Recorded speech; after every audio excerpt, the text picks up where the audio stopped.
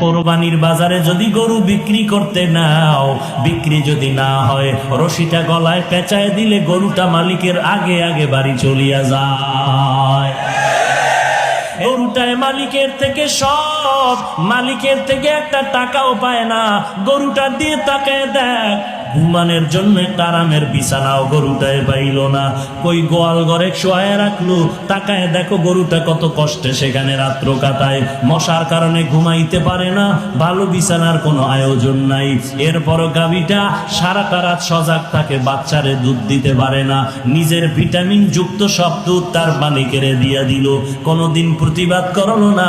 ও মালিক, আমার বাচ্চারে দুধ না দিয়া সব দুধ তুমি নিয়ে গেলা, তোমার কাজ করব না। এই বলিয়া গরুটা কোনোদিন মালিকের সাথে বেয়াদবি করে নাই।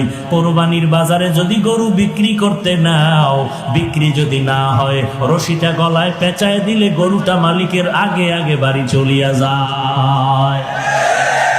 এরে বান্দা তাকায় দেখ, একটা কুকুর মালিকের কত পাগল, মালিকের জন্য জীবনটা পর্যন্ত কুকুর দিয়া দেয়, বহু প্রমাণ আছে।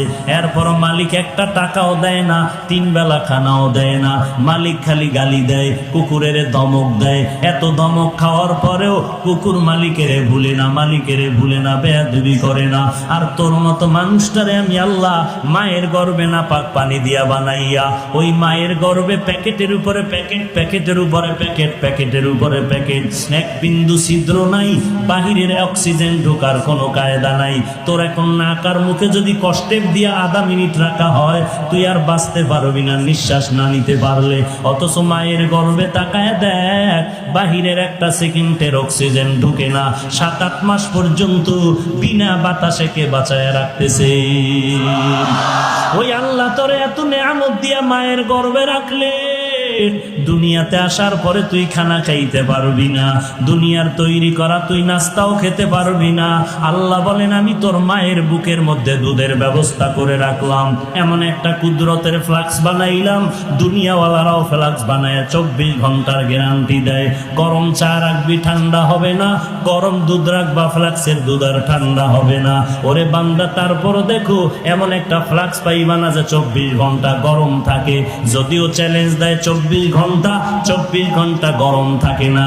আল্লাহ কয়, আমি কেমন রহমান, একটু বান্দা, একটু চিন্তা কর, আমি আল্লাহর পরিচয়টা নাও। আমি আল্লাহ কেমন গফফার, আমি আল্লাহ কেমন রহমান। এমন একটা ফ্লাক্স আমি বানাইলাম, তোর আরামের জন্য দুধের ব্যবস্থা করে রাখলাম। মায়ের বুকের মধ্যে এমন এক কুদরতের ফ্লাক্স আমি বানায় রাখলাম।